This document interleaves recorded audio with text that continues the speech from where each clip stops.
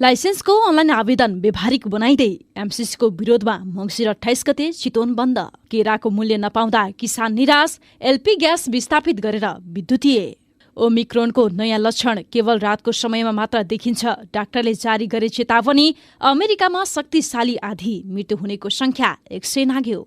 नाकामा बढाइयो सतर्कता, दागमा विद्युतीय सवारीको बिक्री सुरु, चार्जिङ स्टेशन स्थापना। कांग्रेसको सबैभन्दा ठूलो मतपेटिका 500 लिटर क्षमताका 100 वटा ट्याङ्की।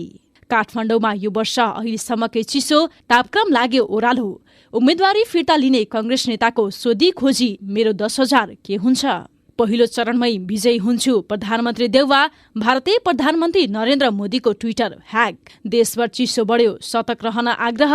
सुन प्रति तोला 92,500 रुपैयाँ। भन्सारमा अनुमति नपाउँदा पर्यटक आउजाउ ठप्प।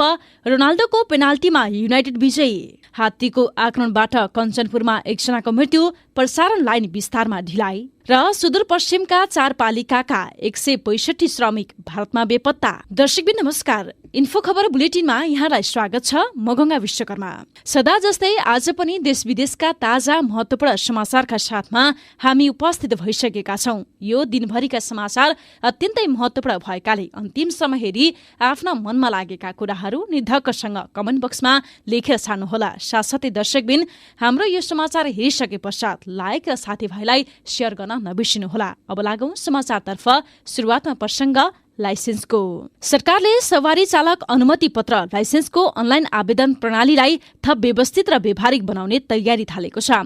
कोभिड-19 का कारण पछिल्ला वर्ष लाइसेन्सको आवेदन अनलाइनमा सीमित भन्न थालेपछि सरकारले अनलाइन प्रणालीलाई सुधार गरेर लैजाने तयारी अगाडि बढाएको हो। यातायात व्यवस्था विभाग महानिर्देशक नमराज घिमिरेले लाइसेन्सको अनलाइन प्रणालीमा सुधार गरेर व्यावहारिक बनाउन लागि जानकारी दिनुभएको छ। अनलाइन प्रणाली आवेदनमा अरूको भरेर व्यापारकै रूपमा बढाउन थालिएपछि विभागले अब भने सेवाग्राहीले आफ्नो मात्रै भर्न पाउने र कुन कार्यमा कतिले आवेदन दिएका छन् भनेर हेर्न पाउने गरी सिस्टम अपग्रेड गर्ने तयारी गरेको छ। हाल 6 लाख बढी सेवाग्राहीले अनलाइन आवेदन दिएर ट्रायल परीक्षा गरिरहेका छन्। दर्शकबिन अब चितवन बन्द, यस सम्बन्धी प्रसंग। चितवनका विभिन्न राजनैतिक दलहरूले एमसीसीको विरोधमा मङ्सिर 28 गते चितवन बन्दको घोषणा गरेका छन्। एमसीसी खारेजी अभियान संयुक्त संघर्ष समिति बनाएर जिल्लामा सक्रिय 13 दलहरूले आज पत्रकार सम्मेलन गरेर चितवन बन्दको आह्वान गरेका हुन्। बन्दका दिन शैक्षिक संस्था, कल कारखाना, बजार र यातायात समेत बन्द गरिने संघर्ष समितिका सचिव अजीव पौडेलले जानकारी दिनुभयो। राष्ट्रघाती एमसीसीको सरकारले पारित गर्न लागेकाले बाध्य भएर दबाव स्वरूप बन्दको आह्वान गरिएको पौडेलले बताउनु भएको छ। 28 गते संसदको बैठक आह्वान गरिएको छ। सोही दिन एमसीसीको विषयमा पनि निर्णय गर्ने तयारी सरकारले गरेको छ। संघर्ष समितिले चितवनमा हस्ताक्षर अभियान र मशाल जुलुस लगायतका कार्यक्रम गर्ने बताएको छ। बन्द आह्वान गर्ने दलालहरूमा माधव कुमार नेतृत्वको नेकपा एकीकृत समाजवादी, विप्लव नेतृत्वको नेकपा माओवादी, राष्ट्रिय जनमोर्चा, नेकपा मसाल, नेकपा माले, मोहन वैद्य र ऋषिक कटेलको नेकपा मित्रल जनसरकार मञ्च लगायतका 13 वटा दल रहेका छन्। दर्शकबिन अब ग्यासको प्रसंग। ऊर्जा, जलस्रोत तथा सिंचाई मन्त्री पम्फा भूषालले प्रत्येक नागरिकको भान्साबाट एलपी ग्यास विस्थापित गरेर विद्युतीय चुल्होको प्रयोगलाई बढाएर लैजानुपर्ने बताउनु भएको छ। ललितपुर महानगरपालिका 6 लगनखेल स्थित इमेज बचत तथा ऋण सहकारी संस्था लिमिटेडको 10औं वार्षिक साधारण सभालाई सम्बोधन गर्दै उहाँले सहकारीका सम्पूर्ण शेयर सदस्यले विद्युतीय चुल्होको प्रयोग गर्ने व्यवस्था मिलाउन आग्रह गरेकी छिन्। सहकारले वितरण गर्ने लाभांश वा मासिक किस्ताबन्दीबाट सम्पूर्ण शेयर सदस्यलाई विद्युतीय चुल्हो खरिद गरेर दिनुहोला। उहाँले भन्नुभयो, राष्ट्रिय अर्थतन्त्रको विकासमा सहकारले आफ्नो पुँजी यसतर्फ लगाउनु पर्दछ। साधारण सभामा शेयर सदस्यलाई विद्युतीय चुल्हो वितरण गर्ने प्रस्ताव पेश हुने र उक्त प्रस्ताव पारित गर्ने उनले विश्वास व्यक्त गरेकी छिन्। दर्शकबिन अब केरा खेतीको प्रसंग। 2 वर्षदेखि 2 बिघा खेतमा व्यावसायिक केरा खेती गरिरहेका जिरा भवानी 1 पिपराका किसान जितेन्द्र यादव अहिले मूल्य नपाउँदा निराश बनेका छन्। सस्तो मूल्यमा भित्रिने भारतीय केरासँग प्रतिस्पर्धा गर्न नसक्दा उनले लागत उठाउन नसकेको गुनासो गरेका हुन्। व्यापारीहरू खेतसम्मै केरा किन्न त आइपुग्छन्, तर भाउ उनीहरूको तय गर्छन्। यादव भन्छन्, हामीसँग प्रति दर्जन 12 देखि 20 रुपैयाँ किन्छन्, उपभोक्तालाई 80 रुपैयाँमा दर्जन बेच्दछन्। बढी मूल्य तोक्न खोज्दा उनीहरूले भारतीय केरा खरिद गर्ने धम्की दिने गरेको यादव गुनासो गर्छन्। व्यापारीले भारतीय केरा प्रति किलो 5 रुपियाँमा सहजै पाइने बताएर धेरै मूल्य तिर्न खोज्दैनन्। यादव भन्छन्, रहरले केरा खेती गरियो, अहिले सस्तोमा बेच्नु परेको छ। पछिल्लो समय केरा खेतीमा किसानको आकर्षण बढ्दो क्रम रहे पनि मूल्य नपाउँदा किसानहरू निराश भएर यो खेती नै त्याग्ने गरेको यादव बताउँदछन्। भारतमा केरा खेतीको लागत तथा श्रमिक समेत तुलनात्मक रूपमा सस्तो पर्ने भएकाले मूल्य पनि कम भएको उनको भनाइ छ। दर्शकबिन अब नाकामा सतर्कता यस सम्बन्धी प्रसङ्ग। नेपाल र भारतमा कोरोनाको नयाँ भेरिएन्ट ओमिक्रोन संक्रमण फेला परेसँगै वीरगञ्ज नाकामा सतर्कता बढाइएको छ। मङ्सिर 20 गतेदेखि यहाँ स्थित सीमामा भारतबाट नेपाल प्रवेश गर्नेको स्वास्थ्य परीक्षणसँगै एन्टिजेन परीक्षण समेत गर्न थालिएको हो। सीमा स्थित हेल्थ डेस्ककी प्रमुख डाक्टर अनिशा महतोले भारतका विभिन्न शहरमा कोरोना संक्रमितहरू ओमिक्रोन संक्रमितहरू फेला पर्न थालेपछि नै नाकामा विशेष सतर्कता अपनाइएको बताउनु। उहाँका अनुसार हाल दैनिक 100 देखि 115 जनासम्मको एन्टिजेन परीक्षण भइरहेको जानकारी दिनुभएको छ। हाम्रो लक्ष्य दैनिक कम्तीमा 150 जनाको एन्टिजेन परीक्षण गर्नेछ, बिस्तारै बढाउँदै पनि लाग्छौं उनले भनिन्। जेठेता हालसम्म यो नाकामा भारतबाट प्रवेश गर्नेहरूमध्ये एकजनामा पनि कोरोना संक्रमण पुष्टि भएको छैन। दर्शकबिन अब प्रधानमन्त्री देउवाको प्रसङ्ग। प्रधानमन्त्री शेरबहादुर देउवाले आफू पहिलो चरणमै सभापतिमा निर्वाचित हुने दावी गर्नुभएको छ। नेपाली कांग्रेसको 14औं महाधिवेशनमा सभापतिका लागि उम्मेदवारी दिएपछि सञ्चारकर्मीलाई प्रतिक्रिया दिँदै उहाँले भन्नुभयो, सभापतिको निर्वाचनमा पहिलो चरणमा नै विजयी हुनेछु। यस्तै देउवाले आफू नेपाली कांग्रेसको 14औं महाधिवेशनबाट पार्टी सभापतिमा निर्वाचित भए सबै तहमा बहुमत दिलाउने प्रतिबद्धता व्यक्त गर्नुभयो। सभापति पदमा उम्मेदवारी दिएपछि ट्वीट गर्दै उहाँले भन्नुभएको छ, कांग्रेसलाई बलियो बनाउँदै आगामी स्थानीय प्रदेश र संघीय संसदको निर्वाचनमा पार्टीलाई बहुमत दिलाउने मेरो एउटै लक्ष्य छ। यो लक्ष्यमा सबैको साथ र सहयोगको अपेक्षा गरेको छु। दर्शकबिन अब ओमिक्रोन भेरिएन्टको प्रसङ्ग। विश्व स्वास्थ्य संगठनका अनुसार नयाँ ओमिक्रोन भेरिएन्टले पहिलो संक्रमित भइसकेका व्यक्तिलाई पनि सजिलैसँग संक्रमित गर्न सक्दछ। यसका अलावा खोपको 2 डोज लिइसकेका व्यक्ति पनि ओमिक्रोन विरुद्ध सुरक्षित छैनन्। आगामी केही दिन वा हप्तामा यो भेरिएन्ट कतिको संक्रामक छ भन्ने प्रश्न हुन्छ। अहिलेसम्म विश्वभरका डाक्टरहरूले ओमिक्रोनको संक्रमणमा विभिन्न नयाँ लक्षण देखिएको खुलासा गरिसकेका छन्। दक्षिण अफ्रिकाको स्वास्थ्य विभागका जनरल प्र्याक्टिसनर डाक्टर उनबेन पिल्लेका अनुसार ओमिक्रोनबाट संक्रमित बिरामीहरूमा रातको समयमा पसिना आउने लक्षण देखिन सक्छ। कैयौं पटक बिरामीलाई यति धेरै पसिना आउँछ कि उसको कपडा र ओछ्यान समेत भिज्न सक्छ। संक्रमितलाई चिसो ठाउँमा बस्दा पनि पसिना आउन सक्छ। यसका अलावा संक्रमितलाई शरीर दुख्ने समस्या पनि हुन सक्छ। ओमिक्रोन संक्रमित बिरामीमा सुक्खा खोकीको लक्षण पनि देखाएका छन्। यसका अलावा ज्वरो र मांसपेशी दुख्ने लक्षण पनि देखिन सक्छ। दर्शकबिन अब ट्विटर अकाउन्ट ह्याक यस सम्बन्धी प्रसङ्ग। भारतका प्रधानमन्त्री नरेन्द्र मोदीको ट्विटर अकाउन्ट ह्याक भएको छ। शनिबार राति केही बेर मोदीको ट्विटर अकाउन्ट ह्याक भएको हो। उनको अकाउन्ट ह्याक गरेर ह्याकरले बिटकोइनलाई वैधता दिने ट्विट गरेको थियो। उक्त ट्विटमा एक लिङ्क पनि सेयर गरिएको थियो जसमा गएर बिटकोइन निशुल्क दावी गर्न भनिएको छ। सरकारले आधिकारिक रूपमा 500 बिटकोइन खरिद गरेको छ र त्यसलाई देशका सबै नागरिकलाई बाँड्दैछ। प्रधानमन्त्री कार्यालयले उक्त ट्विट डिलिट गर्नु अघि कैयौंले त्यसको स्क्रिनशट लिए। उक्त स्क्रिनशटलाई ट्विटर धेरैले शेयर समेत गरेका छन्। दर्शकबिन अब ठूलो मतपेटिका सम्बन्धी प्रसङ्ग। नेपाली कांग्रेसले 14औं महाधिवेशनको निर्वाचन प्रक्रियामा सम्भवतः सबैभन्दा ठूलो मतपेटिका प्रयोग गर्दैछ। काठमाडौँको भिरकुटी मण्डपमा शुक्रबारदेखि शुरू भएको महाधिवेशन अन्तर्गत शनिबार मतपेटिका तयार पारिएको छ। यसअघिका विभिन्न प्रकारका निर्वाचनका क्रममा तुलनात्मक रूपमा केही साना आकारका मतपेटिका प्रयोग हुने गरे पनि कांग्रेस 500 लिटर क्षमताको हरियो रङको प्लास्टिकको ट्याङ्कीलाई समेत मतपेटिका बनाएको छ।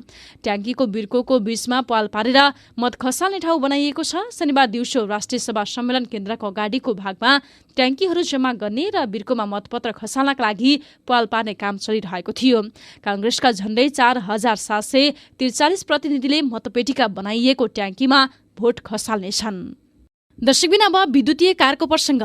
दाङमा विद्युतीय कारको बिक्री वितरण शुरू भएको छ। पेट्रोलियम पदार्थको मूल्य आकाशिँदै गएको बेलामा विश्वमा माग बढेको विद्युतीय BYD कम्पनीको कार दाङमा आइपुगेको हो।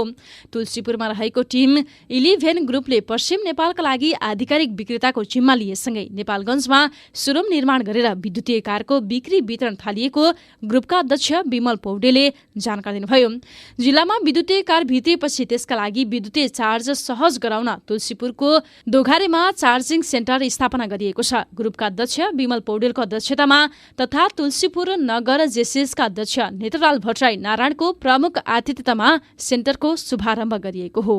दर्शकबिन अब उम्मेदवारी फिर्ता सम्बन्धी प्रसङ्ग। नेपाली कांग्रेसको केन्द्रीय सदस्यमा उम्मेदवारी दर्ता गराएकाहरूमध्ये आइतबार 11 बजेसम्म 23 जनाले आफ्नो उम्मेदवारी फिर्ता लिएका छन्। उम्मेदवारी फिर्ता लिनेमा नेता मिन विश्वकर्मा समेत रहनु भएको छ। उम्मेदवारी फिर्ता लिने मध्ये केही उम्मेद्वार आफूले यसअघि बुझाएको रकम के हुन्छ भन्दै सोधी खोजी गर्दै थिए। अल्पसंख्यक खुल्लातर्फ केन्द्रीय सदस्यमा उम्मेदवारी दर्ता गराएका महेश कुमार कोमोचा सुनवारले उम्मेदवारी फिर्ता लिएपछि रकम भने फिर्ता नपाइएको बताएका छन्। उनी उम्मेदवारी फिर्ता लिएपछि आफूले बुझाएको 10,000 फिर्ता हुन्छ कि भनेर सोध्दै निर्वाचन समिति कहाँ पुगेका थिए। जब आफ्नो निर्वाचन समितिले रकम फिर्ता नहुने जानकारी गराएको छ। रकम फिर्ता नहुने भएसँगै उनले 10,000 गुमाएर उम्मेदवारी पनि फिर्ता लिएका छन्। कांग्रेसको केन्द्रीय सदस्यमा उम्मेदवारी दर्ताका लागि 10,000 शुल्क तोकिएको थियो। दर्शकबिन चिसो बढ्यो। अब यसबन्धी प्रसङ्ग। काठमाडौँ उपत्यकामा यो वर्ष अन्तर्गत अहिलेसम्मकै चिसो भएको छ। मौसम पूर्वानुमान महाशाखाका अनुसार आज बिहान लिएको मापन अनुसार उपत्यकाको न्यूनतम तापक्रम 5 डिग्री सेल्सियस देखिएको हो। चिसो झनै बढ्ने क्रममा रहेको छ। मौसमविद बासीले भन्नुभयो, पछिल्लो पटक काठमाडौँ उपत्यका सहित मुलुकभर चिसो बढ्न थालेको छ। महाशाखाका अनुसार उपत्यकामा पछिल्लो 24 घण्टाको तापक्रम न्यूनतम 5.4 डिग्री सेल्सियसमा झरेको छ भने अधिकतम तापक्रम 19.8 डिग्री रहेको छ। देशभर चिसो बढ्ने क्रममा रहेकाले चिसोबाट बस्न आवश्यक सुरक्षा एवं सतर्कता अपनाउनु हुन तथा अत्यावधिक मौसमी बुलेटिन तथा सूचनाको जानकारी लिन समेत अनुरोध गरिएको छ, महाशाखाले भनेको छ। दर्शकबिन अब हात्तीको आक्रमण सम्बन्धी प्रसङ्ग। लालझाडी गाउँपालिका 6 ढक्का शिविरका 45 वर्षीय खगी राज राणाको गैराती हात्तीले आक्रमण गरेर मृत्यु भएको छ। झुपडी भत्काउँदै गर्दा भाग्ने क्रममा हात्तीले आक्रमण गर्दा उनको मृत्यु भएको आरक्ष संघर्ष समितिका अध्यक्ष हिरा सिंह भण्डारीले जानकारी दिनुभयो। घाइते अवस्थाका राणालाई स्थानीय बासिन्दाको सहयोगमा राति नै एम्बुलेन्समा राखेर बेलौरी स्थित अस्पतालमा उपचारका लागि लैजाने क्रममा मृत्यु भएको उनले बताएका छन्। शुक्लाफाँट राष्ट्रिय निकुञ्जबाट राति 8:30 बजे 15 बर्डीका संख्यामा छावा सहितको जंगली हात्तीको बथान शिविरमा छिरेको उनको भनाइ छ। दर्शकबिन अब सुनचाँदीको प्रसङ्ग। सुनचाँदी बजारमा साताको पहिलो कारोबारका दिन आज छापावाला सुनको मूल्य प्रतितोला 92,500 तोकिएको छ। अघिल्लो दिन प्रतितोला 92,200 मा कारोबार भएको पहिलो धातुको मूल्य आज प्रतितोला 300ले बढेको हो। नेपाल सुनचाँदी व्यवसायी महासंघले सार्वजनिक गरेको विवरण अनुसार तेजाबी सुनको मूल्य आज प्रतितोला 92,000 कायम भएको छ, जसको मूल्य गत शुक्रबार प्रतितोला 91,700 रुपियाँ तोकिएको थियो। त्यस्तै चाँदीको आजको मूल्य अघिल्लो कारोबार मूल्यका तुलनामा प्रतितोला रु 5ले बढेर रु 1,190 तोकिएको महासंघले बताएको छ। अन्तर्राष्ट्रिय बजारमा आज सुन प्रति औंस 1,783 डलर आसपास कारोबार भइरहेको छ। दर्शकबिन अब पर्यटक आउजाउने ठप्प। यस सम्बन्धी प्रसङ्ग। रूपन्देहीको कालीदह स्थित लुम्बिनी छोटी भन्सारले भारतीय गाडीलाई भन्सार सुविधा उपलब्ध नगराउँदा पर्यटक र सर्वसाधारण मर्कामा परेका छन्। लुम्बिनी सांस्कृतिक नगरपालिका स्थित उक्त छोटी भन्सार कामविहीन हुँदा कक्र रहवा नाका हुँदै सवारी साधनको आउजाउ ठप्प भएको छ। रूपन्देही स्थित कालीदहमा रहेको सुनसान लुम्बिनी छोटी भन्सार कार्यालयमा गएर भारतीय नम्बरका सवारी साधनको भन्सार गर्न पटक पटक आग्रह गर्दा पनि सुनाइ नभएको स्थानीय पर्यटन व्यवसायी कुमार चन्दन सिंहले बताउनुभयो। 2-3 जना मात्रै कर्मचारी छन्। उनले भने भन्सार सुविधा नमिल्दा पर्यटक आउन सकिरहेका छैनन्। सबैतिर नाका खुले पनि कक्र हवा बन्द हुँदा सर्वसाधारण पर्यटक र व्यवसायीले शास्ति बिहोरिरहनु परेको छ। उक्त नाकाबाट भारतीय पर्यटकलाई लुम्बिनी प्रवेश गर्न सहज छ, तर नाका ठप्प हुँदा आवागमन बन्द रहेको छ। दर्शकबिन अब घातक आँधी यस सम्बन्धी प्रसङ्ग। अमेरिकाको केन्टकी राज्य सहित 6 वटा राज्यमा आएको शक्तिशाली आँधीका कारण मृत्यु हुनेको संख्या 100 नागेको छ। आँधीबाट प्रभावित मध्ये दर्जनौको उद्धार गरिएको बताइएको छ। आँधीका कारण इलिनोस राज्य स्थित अमेजन कम्पनीको भवन भत्किएको छ भने केन्टकी राज्यमा हजारौं घरमा विद्युत सेवा र पानीको आपूर्ति बन्द भएको छ। केन्टकीमा हाल आपतकाल घोषणा गरिएको छ। शनिबार बिहानदेखि चलेको आँधीका कारण मिसौरी, अर्कान्सस, इलिनोइस, टेनेसा, मिसिसिपी लगायत राज्यहरू बढी प्रभावित भएका छन्। दर्शकबिन अब 165 श्रमिक बेपत्ता यस सम्बन्धी प्रसङ्ग। सुदूरपश्चिम प्रदेशबाट मात्रै भारतका विभिन्न शहरमा मौसमी र बेमौसमी कामदारको रूपमा करिब 6 लाख श्रमिक असङ्गठित तवरले श्रम गर्दै आएको अनुमान गरिएको छ। कामको खोजीमा भारत पसेका श्रमिक मध्ये अधिकांश असुरक्षित रूपमा कष्टपूर्ण श्रम गर्दै आएको विभिन्न सङ्घ संस्थाहरूले गरेको अध्ययनले देखाइरहेको छ। साथै श्रम शोषणको सामना गर्न नसकेकै कारण पुनः स्वदेश फर्कने श्रमिकका संख्या पनि बढ्दो रहेको छ। भारतमा हुने श्रम शोषणमा नेपाल पक्ष मौन बसेकै कारण कष्टपूर्ण जीवन निर्वाहसँगै नेपाली श्रमिक हराउने र उतै बेपत्ता हुने क्रम पनि बढ्दै गएको छ। भारतमा कष्टपूर्ण श्रम गर्ने नेपालीका लागि सरकारले अहिलेसम्म कुनै पनि प्रयास गरिरहेका छैन। भारतमा रहेका आफ्ना नेपाली नागरिकप्रति सरकार पूर्णतया बेखबर भएकै कारण सुदूरपश्चिमका 4वटा पालिकाका 165 श्रमिक बेपत्ता भएको अनौपचारिक क्षेत्र सेवा केन्द्र इन्सेक सुदूरपश्चिम प्रदेश संयोजक खड्गराज जोशी बताउनुहुन्छ। दर्शकबिन अब खेल सम्बन्धी प्रसङ्ग। स्टार खेलाडी क्रिस्टियानो रोनाल्डोको पेनाल्टी गोल मद्दतमा म्यान्चेस्टर युनाइटेडले इङ्ग्लिस प्रिमियर लिगमा जित निकालेको छ। शनिबार राति भएको खेलमा भ्रमणकारी टोली युनाइटेडले रेलिगेसन जोनमा रहेको नर्विसलाई 1-0 गोल अन्तरले पराजित गरेको हो। युनाइटेडको जितमा रोनाल्डोले 75औं मिनेटमा पेनाल्टीमा गोल गरे। बाँकी समयमा दुवै टोलीले गोलका अन्य अवसर बनाए पनि सदुपयोग गर्न सकेनन्। शनिबार राति नै घरेलु मैदान लन्डनमा भएको खेलमा आर्सेनलले साउथह्याम्पटनलाई 3-0 गोल अन्तरले पराजित गर्यो। आर्सेनलको सहजितमा एलेक्जेन्डर लाकाजेट, मार्टिन ओडेगार्ड र गाब्रिएल मागलहायसले एक गोल गरे। हवस् त दर्शकबिन, इन्फो खबर बुलेटिन अहिलेको लागि यति नै। यदि हाम्रो च्यानललाई सब्स्क्राइब गर्नुभएको छैन भने सत्य तथ्य पूरा जानकारीका लागि सब्स्क्राइब गरी बेल आइकनलाई पनि क्लिक गरिदिनुहोला। समाचार अन्तिम समय हेरिदिनु भएकोमा यहाँलाई धेरै धेरै धन्यवाद। यो समाचार लाइक, कमेन्ट र साथीभाइलाई सेयर गर्न नबिर्सिनुहोला। अहिलेको लागि भने म गङ्गा विश्वकर्मासँगै सम्पूर्ण टिमलाई बिदा दिनुहोस्। नमस्कार। तपाईँ इन्फो खबर हेर्दै गर्नुहोला। हामी निरन्तर अपडेटमा छौँ।